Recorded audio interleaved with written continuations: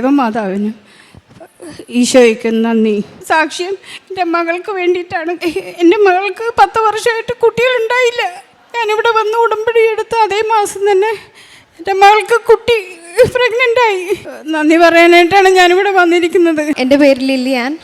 ഞാൻ ഫോർട്ട് കൊച്ചിയിൽ താമസിക്കുന്നു. എൻ്റെ ഒരു ഫ്രണ്ട് വഴിയാണ് കൃപാസന മാതാവിനെ പറ്റി കൂടുതൽ അറിയുന്നത്. ഞാൻ ദുബായിൽ വർക്ക് ചെയ്യുകയാണ് നഴ്സായിട്ട്. അപ്പോൾ എൻ്റെ ഒരു ഫ്രണ്ട് ഇതുപോലെ എൻ്റെ അടുത്ത് എപ്പോഴും പറയുമായിരുന്നു.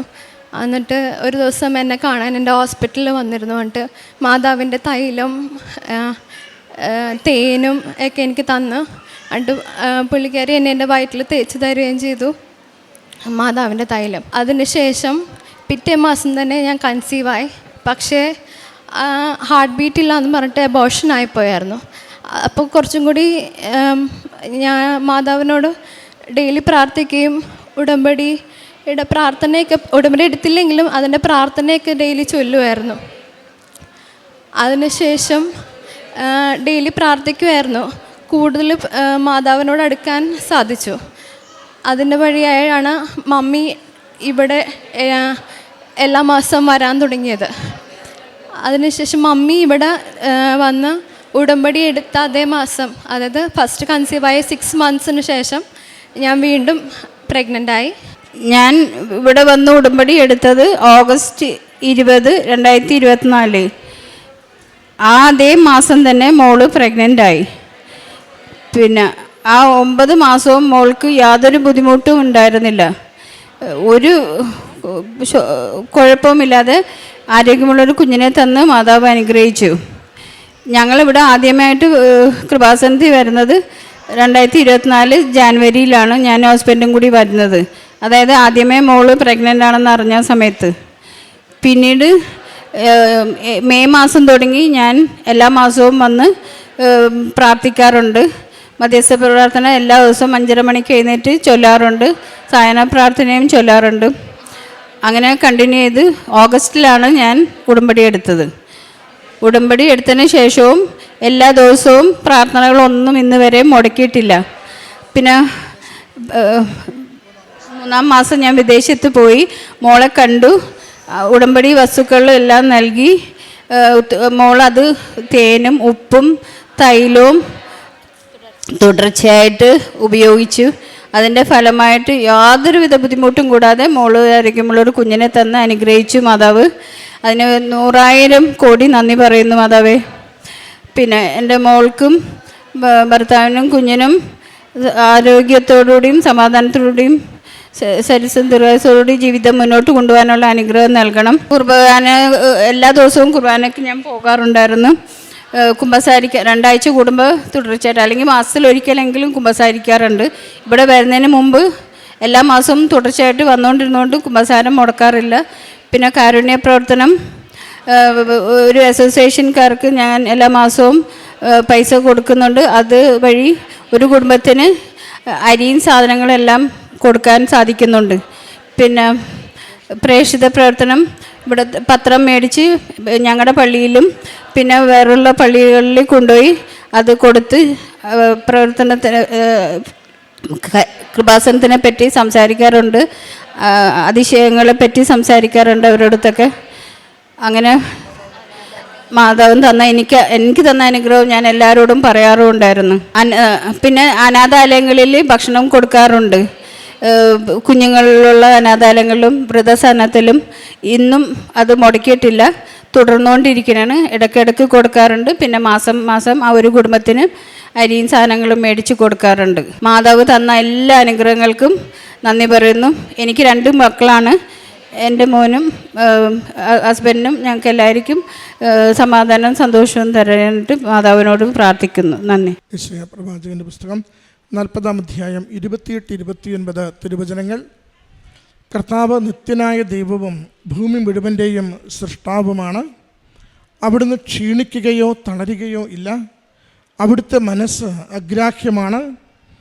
തളർന്നവന് അവിടുന്ന് ബലം നൽകുന്നു, ദുർബലന് ശക്തി പകരുകയും ചെയ്യുന്നു. തബീത്ത ഡിക്രൂസ് എന്ന ഈ അമ്മ തൻ്റെ മകളുടെ ജീവിതത്തിൽ ലഭിച്ച വലിയൊരു അനുഗ്രഹത്തെ നിറകണ്ണുകളോടെ സന്തോഷത്തോടെ പരിശുദ്ധ കൃപാസന മാതാവിൻ്റെ തിരുനടയിൽ സാക്ഷ്യപ്പെടുത്തുകയാണ്. മകൾ വിദേശത്തായിരിക്കുമ്പോൾ ഒരു കൂട്ടുകാരി, ഉടമ്പടി എടുത്ത ഒരു കൂട്ടുകാരി അവളെ ഇടയ്ക്കൊന്ന് കാണുകയും പലപ്പോഴും കൃപാസന മാതാവിനെക്കുറിച്ച് സംസാരിക്കുകയും ചെയ്യുന്നു.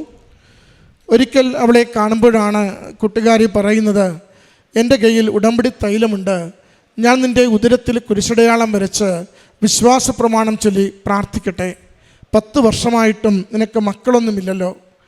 അങ്ങനെയാണ് ആ കൂട്ടുകാരി വിശ്വാസ പ്രമാണം ചൊല്ലി ഉടമ്പടി തൈലം മകളുടെ ഉദരത്തിൽ കുരിശടയാളം വരച്ച് പ്രാർത്ഥിക്കുന്നത്. മകൾ പറയുന്നുണ്ട്, ഏതാനും ദിവസങ്ങൾ കഴിയുമ്പോൾ തന്നെ അറിയുന്നുണ്ട് അവൾ പ്രഗ്നൻ്റ് ആണെന്ന്. അത് വലിയൊരു സന്തോഷത്തിൻ്റെ അവസരമായിരുന്നു. കാരണം ഏറെ ആഗ്രഹിച്ചതാണ് ഒരു കുഞ്ഞിന് വേണ്ടി. ഒത്തിരി ചികിത്സകൾ ആദ്യകാലത്ത് നടത്തി, അതൊക്കെ എല്ലാം പരാജയപ്പെട്ട് എല്ലാം വേണ്ടെന്ന് വെച്ച് മാറി നിന്ന ഒരു സമയമായിരുന്നു ഇത്. 2 വർഷത്തിലേറെയായി പിന്നെ ഒന്നും ചെയ്യാതെ ഇരിക്കുന്ന സമയത്താണ് ഈ കൂട്ടുകാരി വന്ന് ഉടമ്പടി തൈലം പൂശി പ്രാർത്ഥിക്കുന്നത്. എന്നാൽ അത് കുറച്ച് നാളുകൾക്ക് ശേഷം, ചുരുങ്ങിയ ദിവസങ്ങൾ കഴിയുമ്പോൾ ഹാർട്ട് ബീറ്റ് ഇല്ല എന്ന് പറഞ്ഞ് മിസ്കാരേജ് ആവുന്നു. ശരിക്കും മിസ്കാരേജ് ആയതിൻ്റെ സങ്കടമല്ല, മറിച്ച് തൻ്റെ ഉദരത്തിലൊരു കുഞ്ഞുരുവാകുമെന്നതിൻ്റെ സന്തോഷമാണ് മകളെ കൂടുതൽ കൃപാസന മാതാവിലേക്ക് അടുപ്പിച്ച് നിർത്തുന്നത്. അതാണ് വീട്ടിലേക്ക് വിളിച്ച് പറയുന്നതും, ഇങ്ങനെ ഉടമ്പടി തൈലം എൻ്റെ ഉദരത്തിൽ കുരിശടയാളം വരച്ചപ്പോൾ എനിക്ക് അമ്മ മാതാവിലൂടെ ഈശോയുടെ അനുഗ്രഹത്താൽ ഒരു കുഞ്ഞുരുവായി കിട്ടി. അതുകൊണ്ട് വേഗം അപ്പനും അമ്മയും കൂടി കൃപാസനത്തിൽ പോയി മാതാവിനോട് നന്ദി പറയണം, പ്രാർത്ഥിക്കണമെന്ന്. അങ്ങനെയാണ് ഈ അപ്പച്ചനും അമ്മച്ചിയും സ്ഥിരമായി ഇവിടെ കൃപാസനത്തിൽ വന്നു തുടങ്ങിയത്. ആദ്യത്തെ ഒരു 5-6 മാസം എല്ലാ മാസവും വരും, പ്രാർത്ഥിക്കും, മടങ്ങിപ്പോകും. അതിനുശേഷമാണ് അമ്മയ്ക്ക് തോന്നിയത് ഉടമ്പടി എടുക്കണമെന്ന്. അങ്ങനെ ഓഗസ്റ്റ് മാസം അമ്മ ഉടമ്പടി എടുക്കുന്നു. ഉടമ്പടി എടുത്ത് കുറച്ച് ദിവസം കഴിയുമ്പോൾ തന്നെ മോൾ വിദേശത്തുനിന്ന് വിളിച്ചു പറയുന്നു, ഞാൻ വീണ്ടും ക്യാരിയിങ് ആണ്, ഞാൻ ഗർഭവതിയാണെന്ന്. ഉടമ്പടിയുടെ ഒരു പ്രത്യേകത, അമ്മ മാതാവ് ഒരു വിഷയത്തിൽ ഇടപെട്ടാൽ, അമ്മ മാതാവ് ഒരു ജീവിത വിഷയം അത് ഏറ്റെടുത്തുകൊണ്ട് അത് ഈശോയ്ക്ക് കൊടുക്കുവാൻ തീരുമാനിച്ചാൽ, സാഹചര്യങ്ങൾ എന്തൊക്കെ എതിരാണെങ്കിലും, എത്ര നാളായി നമ്മളതിനോട് എതിര് പറയുന്ന വിഷയങ്ങളാണെങ്കിലും, ആരൊക്കെ ജീവിതത്തിനെതിര് നിന്നാലും അത് നടപ്പാക്കി തീർക്കും വരെയും അമ്മ കൂടെ നിന്ന് സഹായിച്ച് പ്രവർത്തിച്ചു കൊണ്ടിരിക്കും. ഈ മാതാപിതാക്കൾ ഇവിടെ 6-7 മാസത്തോളം തുടർച്ചയായി വന്ന് പ്രാർത്ഥിച്ചു പോകുന്നുണ്ടായിരുന്നു. ഏതാണ്ട് 8-ാം മാസമാകുമ്പോഴാണ് അവർക്ക് തോന്നുക, ഒന്ന് ഉടമ്പടി എടുത്ത് അമ്മയുടെ കരങ്ങളിൽ ഈ നിയോഗങ്ങൾ സമർപ്പിച്ച് പ്രാർത്ഥിക്കണമെന്ന്. ഉടമ്പടി എടുത്തത് അവിടെ മകൾക്ക് അനുകൂലമായ സിഗ്നലാണ് മാതാവ് കൈമാറുകയും ചെയ്തത്. 3 മാസം കഴിയുമ്പോൾ വിദേശത്തേക്ക് ചെല്ലുകയും ഉടമ്പടി നേർച്ച വസ്തുക്കൾ മകൾക്ക് കൈമാറുകയും ഉടമ്പടി തൈലം എന്നും ഉദരത്തിൽ കുരിശടയാളം വരച്ച് പ്രാർത്ഥിച്ച് ആരോഗ്യമുള്ളൊരു കുഞ്ഞ് യാതൊരു കുഴപ്പവും കൂടാതെ, ഇത്ര വൈകിയ ഹൈ റിസ്ക് പ്രഗ്നൻസി ആണെങ്കിലും അമ്മ നൽകുന്നതിന് വേണ്ടി പ്രാർത്ഥിച്ചു കൊണ്ടിരുന്നു. ആരോഗ്യമുള്ളൊരു കുഞ്ഞിനെ യാതൊരു കുഴപ്പവുമില്ലാതെ കുടുംബത്തിന് ലഭിച്ചതിൻ്റെ സന്തോഷമാണ് ഈ അൾത്താരയിൽ പങ്കുവയ്ക്കുന്നത്. പ്രിയമുള്ളവരെ, ഉടമ്പടി ജീവിതം അത്ഭുതകരമായ പ്രവൃത്തികളുടെ ജീവിതമാണ്. ഉടമ്പടിയിൽ നമ്മൾ പ്രാർത്ഥന കൊണ്ട് ബലപ്പെടുന്നു, ആത്മാവിനെ ശുദ്ധീകരിച്ച ദൈവത്തിൻ്റെ സ്വന്തമാകുന്നു.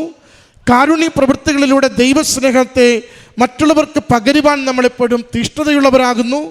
അതോടൊപ്പം വിശ്വാസം കൈമാറുവാനും വിശ്വാസത്തിൽ മറ്റുള്ളവരെ ആഴപ്പെടുത്തുവാനും പ്രേക്ഷിത പ്രവൃത്തികളിൽ നമ്മൾ ഉത്തരവാദിത്തമുള്ളവരാകുന്നു.